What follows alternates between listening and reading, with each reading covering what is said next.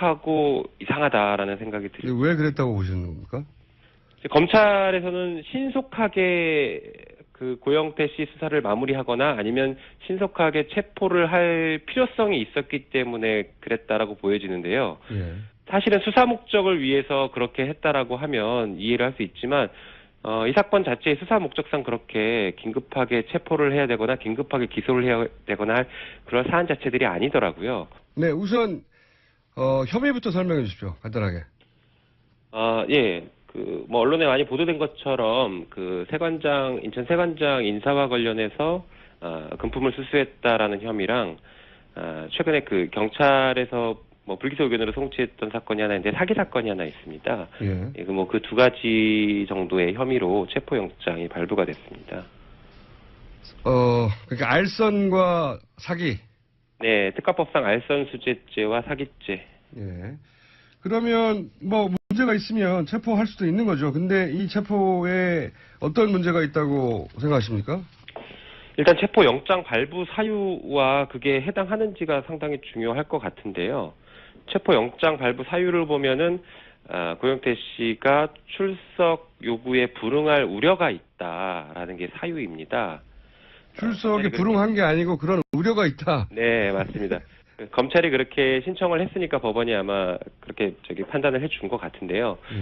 그런데 당시에 고영태 씨는 출석에 불응할 우려가 있지 않았다라고 저희가 좀 강력하게 주장할 수 있을 것 같습니다. 왜냐하면 검찰에서 전화로 출석 요구가 몇 차례 와서 저희가 이제 변호인이 그 담당 검사와 전화 통화를 했고 변호인 선임계 즉시 내겠다라는 얘기와 함께 변호사와 같이 조사를 받을 예정이니까 일정을 조율하자라고 전화 통화를 하고 끊었거든요.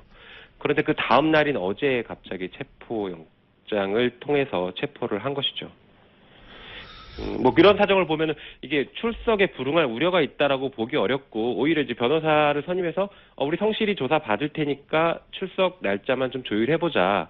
이렇게 얘기가 된 것인데 이게 과연 출석 불응 우려가 있는 것인지 의심스럽습니다. 근데 왜 그랬을까요? 저도 사실 출석일 조정을 많이 해봐서 이럴 경우에는 당연히 합의해서 그 날짜 맞춰서 가는 건데 더군다나 네. 전날 그런 얘기를 했으면 다음날 체포영장을 발부할 이유가 제가 봐도 없을 것 같은데 왜 갑자기 이렇게 체포영장을 발부했을까요? 날짜를 보니까 체포영장은 사실 그 전에 발부를 받아두었고요. 이미? 네네. 체포영장을 발부받아 놓고 출석 일자를 조율했다는 건가요, 그럼? 예, 발부 받아놓고 이제 저희 변호사랑 통화를 할 때에는 일정 조율하겠다 이렇게 얘기가 됐던 것이죠. 거꾸로 변호사님하고 통화할 때 조율을 하긴 했었다고 하는 그냥 어떤 명분을 만들려고 했던 거 아닌가요, 이게? 이상하네요. 그랬을 수도 있고요. 네. 이제 저쪽에서는 고영태 씨가 연락이 잘 안 됐다라는 그런 의미로 그런 취지로 영장을 미리 사전에 발부 받아 놓은 것 같은데요. 아시겠지만 고영태 씨는 그동안에 검찰 수사에 굉장히 적극적으로 성실하게 임해왔던 사람이었고 그날 조사 통보와 관련해서는 전화 열심히 받다가 아마 한두 차례 못 받은 것 같아요. 그랬더니 갑자기 체포영장 이렇게 발부해서 집행을 했다라는 것은 굉장히 이례적이기도 하고 너무 좀 신속하고 이상하다라는 생각이 들어요. 왜 그랬다고 보시는 겁니까? 검찰에서는 신속하게 고영태 씨 수사를 마무리하거나 아니면 신속하게 체포를 할 필요성이 있었기 때문에 그랬다라고 보여지는데요. 사실은 수사 목적을 위해서 그렇게 했다라고 하면 이해를 할 수 있지만 이 사건 자체의 수사 목적상 그렇게 긴급하게 체포를 해야 되거나 긴급하게 기소를 해야 되거나 할 그런 사안 자체들이 아니더라고요. 그러면 다른 이유 때문에 이렇게 신속하게 체포를 해야 되는 게 아니었을까라는 의심을 할 수 있는 것이죠. 근데 공교롭게 어제 우병우에 대한 구속영장을 검찰에서 청구를 했고 같은 날 무리해서 고영태에 대한 체포영장을 집행을 한 걸로 봐서는 굳이 하자면은 이 균형을 맞추려고 하는 그런 의혹이 있지 않나 이렇게 생각이 듭니다. 하여튼 우병우 전 민정수석의 구속영장 청구와 관련이 있어 보인다고 이제 생각하시는 거죠? 네, 그런 의심을 하고 있는 것이죠. 의심을 하고 있는 것이지 이제 물론 입증할 수는 없습니다. 근데 그런 의심이 들 만큼 이상하다고 생각하시는 거고. 네, 맞습니다. 알선 관련해서는 언론에 보도된 바가 있는데 사기는 뭡니까? 이건 처음 들어봤는데. 네, 이 사기죄가 뭐 사실 이제 고영태 씨랑 직접적인 관련이 있는 사건은 아닌 것 같은데요. 그래요? 뭐 구조는 조금 복잡한데, 경찰에서 예를 네. 들어서 기소 의견으로 송치가 된 겁니까? 아니죠. 경찰에서 수사를 했더니 고영태 씨는 별로 상관이 없는 것 같다라고 해서 불기소 의견으로 송치를 했던 사건입니다. 경찰에서 혐의 없이 송치했어요? 예, 이미? 그렇죠. 그러니까 그 불기소 의견으로 송치한 사건을 가지고 이례적으로 소환 요구를 계속 해가면서 체포영장을 발부받고 집행한 게 좀 이상하다라는 거죠. 아니, 경찰에서 혐의 없다고 했는데 뭘 다시 체포영장을 굳이 또 발부해서. 이게 참. 그리고 이게 소환이 또 상당히 중요할 수 있는데, 검찰에서 고영태 씨를 소환했을 때에는 예. 방금 말씀드렸던 그 사기 혐의에 대해서 조사할 게 있으니까 예. 나와달라라고 그 금요일 날 전화해서 월요일 날 나와라 예. 이렇게 좀 신속하게 통보를 하고 급하게 자꾸 불러댔거든요. 예. 그런데 고영태 씨 입장에서는 이미 불기소 의견으로 송치했고 했던 것이니까 뭐 변호사랑 상의해서 출석하겠다 이런 입장을 생각을 했던 것이고, 그래서 저희가 변호사가 선임돼서 월요일에 검사님이랑 통화를 했어요. 예. 사기 사건으로 이렇게 소환했는데 우리 일정 조율해서 같이 데리고 나가겠다. 네. 라고 했는데 그 사기 사건을 가지고 결국에 이렇게 체포까지 이루어진 것이죠. 재밌습니다. 자세히 듣고 봤더니. 자, 그러면 앞으로 어떻게 하실 생각이십니까? 네, 일단은 체포 적부심이라는 제도가 있어서 체포의 영장 발부에 문제점이 있거나 체포 그 과정에서 문제가 있다라는 뭐 아니면 체포 사유가 현재 소멸했다 뭐 이런 이유 등을 들어서 체포가 지금 잘못돼 있다라는 것을 법원에 청구하는 제도가 있는데요. 체포 적부심 제도라고 해서 그 체포 적부심 제도를 신청할 예정입니다. 알겠습니다. 오늘 여기까지 듣고요. 이 사안이 어떻게 전개될지 모르겠는데 또 연결할 일 있으면 전화 드리겠습니다. 감사합니다. 네, 감사합니다. 네. 고영태 씨 측 변호인 김영민 변호사였습니다. 자, 민의를 잠깐 달았더니 더 이상한 일이네요. 네. 네, 현재 또 고영태 씨는 모든 혐의에 대해서는 부인하고 있는 상황입니다. 무죄를 주장하고 있는 거죠. 아니, 뭐, 그거는 예. 본인은 항상 무죄를 주장하니까요. 근데 경찰이 혐의 없음으로 송치를 했다는 게 중요한 거죠. 대통령 측이 새로운 증거물을 하나 내놨습니다. 바로 김수현이라는 최순실 씨의 비서 역할을 했던 사람의 PC에서 검찰이 찾았던 전화 녹음 파일인데요. 무려 2,300여 개나 됩니다. 김수현 씨는 모든 통화 내용을 녹음하는 앱을 깔고 있어서 모든 통화가 다 녹음이 됐다는 거죠. 근데 이건 이미 검찰이 조사를 한 건데 대통령 측이 이걸 탄핵 재판에서 공개적으로 다시 검증해보자. 그러면 아마도 고영태의 사기극이 드러날 거다. 이렇게 주장을 하고 있는 겁니다. 정말 그럴까요? 김수현 씨의 2,300개 파일에는 총 7명이 등장합니다. 고영태, 박헌영, 노승일, 류상영, 최철, 이현정 모두가 최순실 씨와 함께 일을 했던 사람들인데 그 가운데 박헌영 씨, K스포츠재단 박헌영 과장을 직접 만나보죠. 박헌영 과장님, 안녕하세요. 네, 안녕하십니까. 처음에는 조금 신중한 입장이셨던 걸로 아는데 요즘은 아주 적극적으로 나서서 내부 상황들을 증언하고 계세요. 네. 예. 어떤 뭐 신병의 변화랄까요? 어떤 결심이 서신 겁니까? 뭐 사실 그런 건 아니고요. 그 초반에 사정기관에다가만 도움을 드리면 되지 않겠냐 예. 이렇게 생각을 했었습니다. 예, 그래서 예. 그렇게 좀 됐던 거고요. 일이 진행되면서 이제 반대편에 계신 분들이 이렇게 부인을 하시고 자꾸 있었던 사실을 이제 사실관계와 다르게 자꾸 얘기를 하시는 걸 보면서 예. 뭐 사실을 제가 알고 있는 바대로 말씀은 드려야 되겠다라고 생각이 들었습니다. 그래서 이렇게 말씀드리게 된 겁니다. 그렇군요. 사실이 자꾸 왜곡되는 걸 보면서 거짓 진술이 나오는 걸 보면서 뭔가 얘기를 세상에 아는 것까지는 확실히 아는 건 얘기해야겠다 이런 생각을 하신 거군요. 그렇습니다. 그래요. 아마 그러면서 여러 가지 힘든 일도 많이 겪으시는 걸로 아는데 그 얘기는 잠깐 뒤에 더 나누도록 네. 하고 우선 최근에 가장 큰 이슈로 툭 불거진 게 김수현 씨 PC에서 나온 2,300여 개의 통화 파일입니다. 이거를 뭐 네. 어떤 사람은 김수현 파일이라고 부르고 어떤 사람은 고영태 파일이라고 부르던데 여하튼 네. 녹음한 주체는 김수현 씨인 거죠? 그렇게 알고 있습니다. 그렇죠. 일단 김수현 씨라는 분 고원기획 전 대표라고 알려졌던데 어떤 인물입니까? 저도 그렇게만 전해 들었었고요. 어떤 사실관계냐면은 제가 너무 업무가 과중했어요. 예. 그 최순실 씨한테 지시를 받는 일들이 너무 과중했고 거의 뭐 주 7일 동안에 뭐 맨날 새벽에 퇴근을 하고 그래야 되다 보니까 이런 기획안들을 좀 만드는데 좀 도와달라. 저 혼자 하기는 너무 버겁다. 제가 예. 이제 얘기를 하니까 이제 그 고영태 씨한테 저를 소개하셨던 분이 이제 류상영 씨라는 분이거든요. 그렇죠. 예, 그래서 이제 류상영 선배하고 김수현 씨가 제가 이제 만드는 기획안들에 이런저런 아이디어를 좀 주고 그랬던 예. 겁니다. 그렇게 된 거군요. 근데 왜 그렇게 통화 내용을 전부 녹음했을까요? 그거는 나중에 저도 이제 검찰 조사 받으면서 알게 됐는데 예. 그 친구가 뭐 특별한 의도를 가지고 녹음한 게 아니라 음흠. 모든 통화가 그냥 자동으로 녹음되는 거를 깔아놨었다고 그러더라고요. 그런 어플을 깔아놓은 거예요, 휴대폰에다가. 네. 그거를 이제 저도 검찰에 들어가서 조사받고 뭐 하는 과정에서 다 이제 확인을 해보고 들어봤거든요. 예. 나머지 상당수 파일은 그 친구가 이제 영어 회화 공부를 하던 게 있는데 그 천몇백 개 되는 파일은 거의 그런 그 영어 회화 부분이고 천 몇백 개가 다 영어 회화예요. 네네네. 나머지 이제 이 사건하고 관련이 있는 사람들하고 이제 통화를 한 게 일부 있는 건데 예. 그 부분을 가지고 이제 지금 아마 얘기들을 하시는 걸로 알고 있습니다. 바로 그 부분. 박근혜 대통령 측에서 말합니다.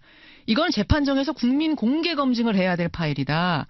그러면 아마 이 모든 사건이 고영태 일당의 사기 행각에서 비롯된 거란 사실이 만천하에 드러날 거다. 그러니까 쉬운 말로 하면 고영태가 이 사업들을 다 꿀꺽하려고 계획한 음모란 게 이 파일을 들어보면 드러난다. 이거거든요. 어떻게 생각하세요? 저는 뭐 아니라고 말씀을 드릴 수밖에 없고요. 어허. 저는 그 통화 그 녹취를 이미 그 검찰 가서 다 확인을 했습니다. 그 검찰에 들어가서 이미 그 녹취 부분에 대해서 충분히 다 그 조사를 받고 거기에 대한 소명을 했고요. 그러면 잠깐만요.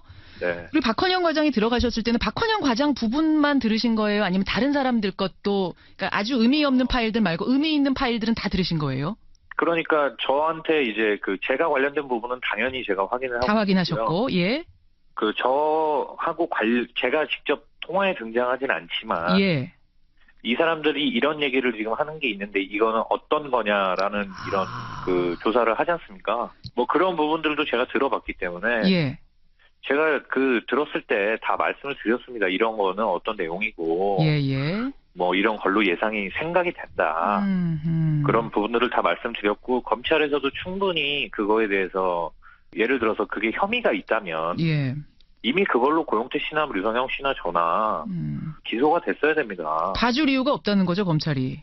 당연합니다. 예. 그런 내용들은 충분히 저희는 이미 다 조사를 받은 거고요. 이미 저희는 그래서 그게 다 지나간 일입니다, 저희한테. 그래요. 그 박헌영 과장님하고 김수현 씨하고 통화한 내용들 중에는 어떤 것들 기억나세요? 그 친구하고 제가 이제 SK 그 미팅을 다녀오고 나서 예. SK 미팅 내용이 이제 그런 거였지 않습니까? 이제 최순실 씨가 저한테 비덱이라는 그 독일의 회사로 최순실 씨 회사. 네네 SK에서 돈을 직접 보내줄 수 없겠느냐 이런 내용으로 미팅을 하고 돌아와서 예. 이제 제가 그 부분에 대한 거를 이제 이런저런 얘기들을 김수현 씨하고 나누고 이제 뭐 그런 부분이 있습니다.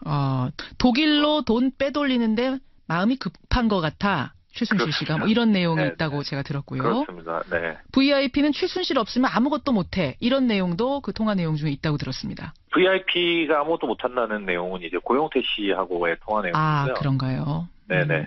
그렇군요. 뭐 어찌 됐던 예. 그 통화 내용에서 알 수 있는 것들은 그 통화 내용을 계속 까면 깔수록 예. 최순실 씨가 얼마나 이 국정 개입에 정말 많이 개입을 했었는지 박근혜 대통령과 정말 어느 정도 관계로 이런 것들을 다 이렇게 뒤에서 조종을 했었는지 예. 이런 것들이 오히려 더 낱낱이 밝혀지는 내용들이고요. 오히려 지금 박근혜 대통령 측에서 이걸 쉬운 말로 까보자고 얘기하는데 지금 박헌영 과장님 생각은 그쪽에서 원하는 대로 까면 깔수록 오히려 최순실 씨의 그 국정농단 박근혜 대통령이 어떻게 거기에 휘말려 있는지가 더 드러날 거다. 그렇습니다. 근데 대통령 측에서는요. 김수현 씨하고 고영태 씨 통화 내용 가운데 고영태 씨가 이렇게 말하는 부분을 지금 내놓고 있습니다. 뭐냐면 내가 사무부 총장으로 들어가고 우리 재단 장악하는 거지. 네네. 틀을 딱딱 몇 개 짜놓은 다음 빵 터져서 날아가면 이게 다 우리 거니까 난 그 그림을 짜고 있는 거야. 이렇게 말을 했다는 거예요. 이걸 이제 근거로 들어서 고영태 일당이 이 재단을 다 사익을 취하기 위해서 짜놓은 음모다. 이게 지금 이 사건이 다. 이렇게 주장하는 거거든요. 네네. 말도 안 되는 거고요. 사실 그 내용만을 놓고 보면 예, 그걸 예. 어디다가 글로 적어놓은 거를 사실 저희가 본다면은 그렇습니다. 그런 내용일 수 있습니다. 일부분을 발췌하면 그게 맞다. 네네. 그런데 제가 보기에는 그거는 예, 고영태 씨가 이제 자기 뒷배를 과시를 하고 예. 어느 정도 나는 이렇게 나라를 움직이는 이런 사람을 내가 좀 이렇게 나랑 되게 친해. 이런 거를 과시하기 위해서 후배고 예. 동생들 앞에서 조금 과시하는 차원에서 했던 얘기라고 저는 생각을 합니다. 중요한 거는 그게 실제 이루어지지도 않았고요. 뭐 재단에 고영태 씨가 부사무 총장으로 그럼 이름이라도 올렸어야 되는데 예, 예. 그런 일들도 전혀 없었지 않습니까? 오히려 쫓겨난 거잖아요, 지금 고영태 씨는. 뭐 고영태 씨는 재단에 아예 뭐 이름을 올린 적이나 재단 직제 조직 안에 들어온 적이 없기 때문에 예.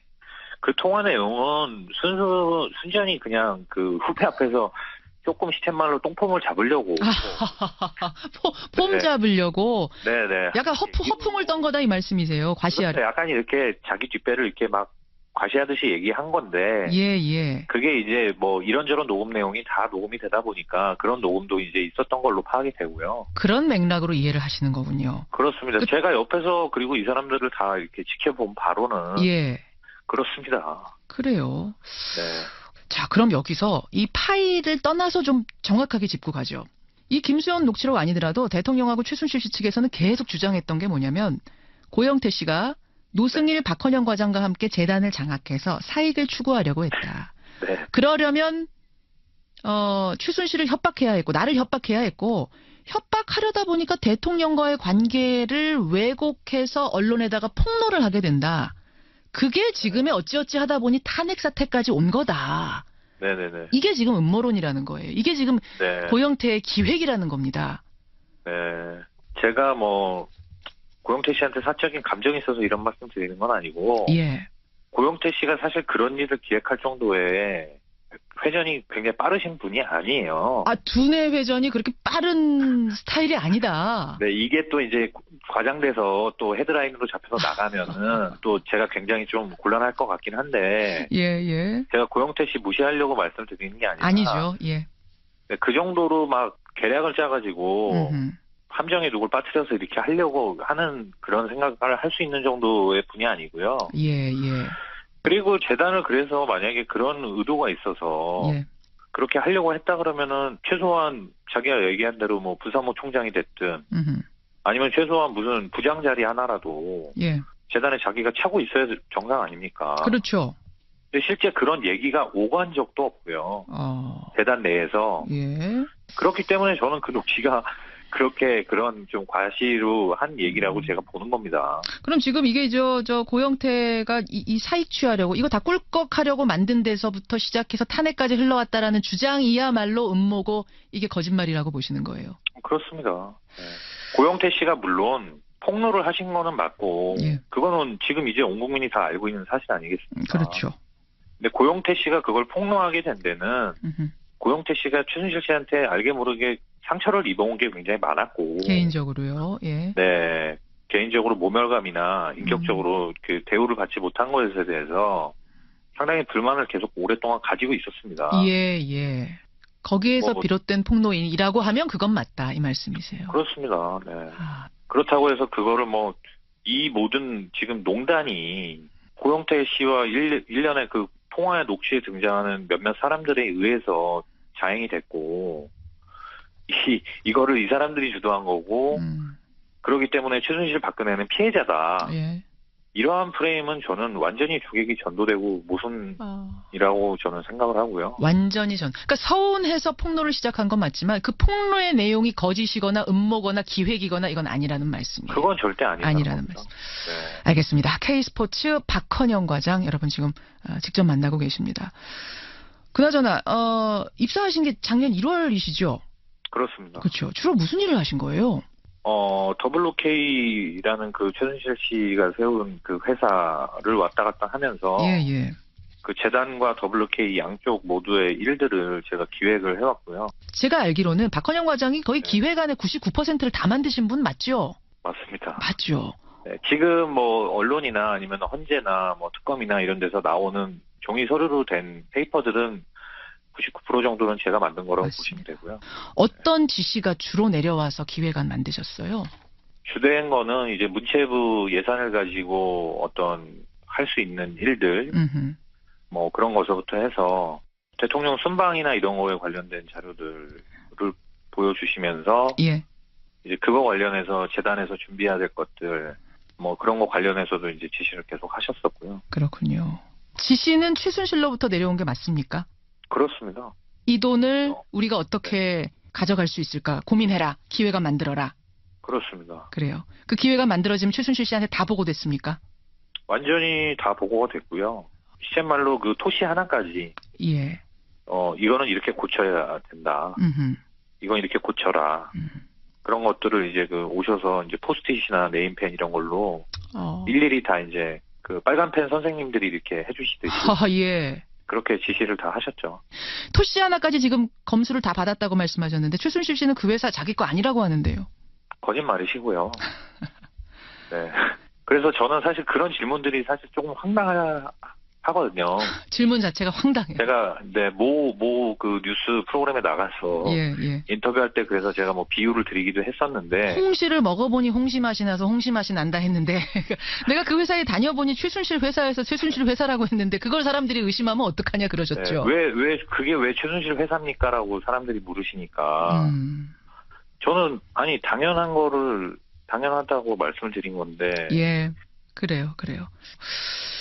이 사건의 한복판에 계셨던 분으로서 그 기획안의 99%를 만들었던 분으로서 보기에 네. 최순실 씨와 박근혜 대통령은 공범 관계인가 아닌가.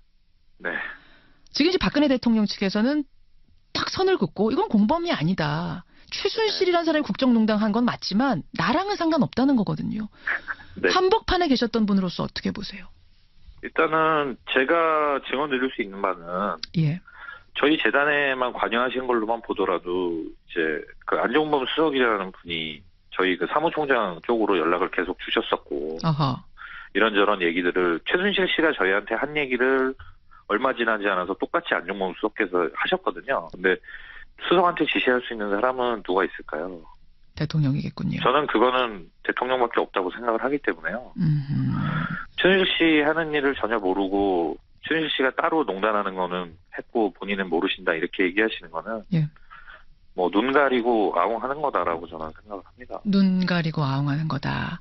최순실 씨가 그러니까 박헌영 과장한테 이거 이렇게 해서 기획안 짜봐라고 이야기를 했으면 그 이야기가 얼마 뒤에 청와대에 있는 안종범 수석한테 전화로 오더가 내려왔다. 똑같은 이야기가. 그렇습니다. 이게 혹시 한 번 일 가지고 얘기하시는 건 아니에요? 한 번이 아니고요. 거의 대부분의 일들이 다 그런 식으로 진행이 됐었고 그거를 저희가 보기에는 안종범 수석한테 그런 지시를 내려서 할 수 있는 사람은 대통령밖에 없다고 생각을 한 거죠. 그럴 수밖에 없었겠네요. 지금 말씀 들어보니까. 네. 그래요. 알겠습니다. K스포츠 박헌영 과장 지금 만나고 있습니다. 최순실 씨 측이 처음부터 계속 주장해온 게요. 그 JTBC가 최초 보도한 태블릿 PC 그거 조작됐다는 거예요. 헌재의 증인으로 어제 나왔던 정동춘 이사장도 이 얘기 똑같이 했어요. 그 태블릿 PC는 저 최순실 씨 거 아니다. 네. 근데 이 질문이 청문회에서 박헌영 과장한테 주어졌을 때 박 과장님은 네. 고영태가 그 태블릿 PC를 사용했다. 하지만 PC는 최순실 씨 거다. 이렇게 답을 하셔서 이게 무슨 얘기인가 좀 궁금했거든요. 제가 이제 이 부분에 대해서 저에 대해서 이제 오해를 많이 하고 계신데 예. 제가 그때 청문회 당시에 말씀드렸던 부분은 예. 고영태 씨가 사용했다고 제가 얘기를 하지 않았고요. 네, 고영태 씨가 들고 다니는 걸 봤습니다라고 얘기를 드렸었고 그리고 이제 마지막에 사무실을 정리할 때 이제 고영태 씨 책상 서랍 안에 그게 들어 있었다. 예. 그 부분만 말씀을 드린 겁니다. 이제 그 부분만 따로 떼서 보시면은 고영태 씨 PC로 주장하는 거 아니냐라고 생각을 하시는데 그렇죠. 그래서 저는 그런 얘기를 분명히 청문회 갔다 오면 들을 수도 있겠다 생각을 들었었어요. 예. 그래서 청문회 나가기 전부터 그런 생각을 했었기 때문에 예. 그 말씀을 드리기 전에 제가 먼저 최순실 씨 거라고 저는 태블릿 PC는 최순실 씨 거라고 생각합니다라는 말씀을 드린 거고요. 그렇군요. 고영태가 들고 다니는 건 봤지만 그 태블릿 PC는 분명 최순실 씨 거다라는 말씀이신 거죠? 그렇죠. 왜냐하면 그 태블릿 PC가 최순실 씨 거라는 정황은 여러 군데서 드러나고 있지 않습니까? 근데 그걸 가지고 조작됐다라고 얘기를 하시는 게 저는 좀 이해가 안 가요. 그 논리가. 예, 예. 왜냐하면 제가 고영태 씨 책상에서 마지막에 봤다는 증언과 JTBC 기자가 고영태 씨 책상에서 찾아냈다라고 하는 것이 일치하지 않습니까? 그러네요. 특히 이제 다른 분은 모르겠는데 정동춘 이사장님 같은 경우는 예, 그분이 알고 계시는 태블릿 PC에 관한 얘기가 예. 제가 해드린 거거든요. 아, 정동춘 이사장한테 태블릿 PC 얘기를 박헌영 과장이 하신 거예요? 그렇죠. 그럼 이런 저한테 하신 네. 얘기랑 똑같이 전했을 텐데 왜 정동춘 이사장은 헌재에 가가지고 그게 최순실 씨 거 아니란 얘기를 하는 거죠? 근데 그거는 이제 본인의 어떤 주장을 자꾸 얘기를 하시는 것 같고요. 본인이 보시거나 들은 것도 아니고 예, 예. 제가 그냥 해드린 얘기로만 해서 본인이 판단을 하시는 건데 알겠습니다. 그걸 단정지어서 뭐 조작됐다라고 얘기하시는 것 자체가 아, 모순이라고 생각을 합니다. 그래요. 네. K스포츠 박헌영 과장 지금 만나고 있습니다. 혹시 이 사건 터진 뒤에 이렇게 거짓 진술해라 이런 회유나 압박 받으신 건 없으십니까? 회유나 압박을 따로 받지는 않았습니다. 직접적으로 뭐 이거를 이렇게 진술해라 저렇게 진술해라 그런 말은 없었는데 여기 관련된 사람들 전부 다 근데 사실 그런 압박이 말을 안 해도 있었다고 저는 생각을 하고요. 아, 초반에 이제 말씀하시는 거죠? 네, 왜냐하면 이게 어느 정도 이제 힘이 있는 분인지를 그렇죠. 대충은 다 알고 있었기 때문에 예. 어쨌든 뭐 청와대나 대통령이나 이런 분들과 그쪽하고 관계가 있는 사람이라는 건 알고 있었기 때문에 예. 그거는 사실 누가 말로 한다고 해서 압박이 되고 그렇지 않다고 해서 안 되는 게 아니겠습니까? 그렇죠, 그렇죠. 그거를 알고 있는 사람들 입장에서는 그렇죠, 그렇죠. 네, 당연히 무서운 생각이 드는 거고요. 무서운 생각이 드는 거고. 아, 계속 무섭다는 말씀하시는데 최순실 하면 무서운 이미지다, 무섭다. 얼마나 그렇게 무서우세요 지금? 그분이 뭐 여자분이고 연세도 뭐 이제 60 되신 분인데 건장한 청년이 예. 뭐를 무서워하느냐 이렇게 얘기하시는 분들도 계신데 그분 개인이 무서운 게 아니지 않습니까?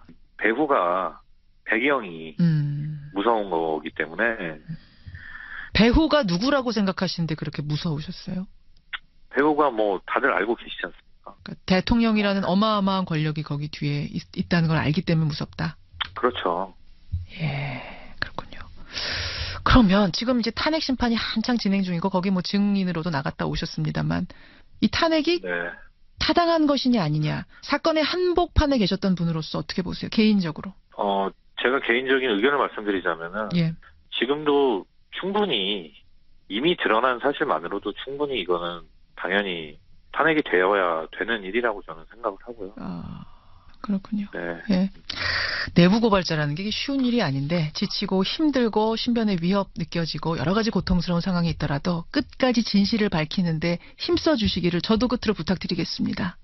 네, 고맙습니다. 예. 오늘 귀한 말씀 고맙습니다.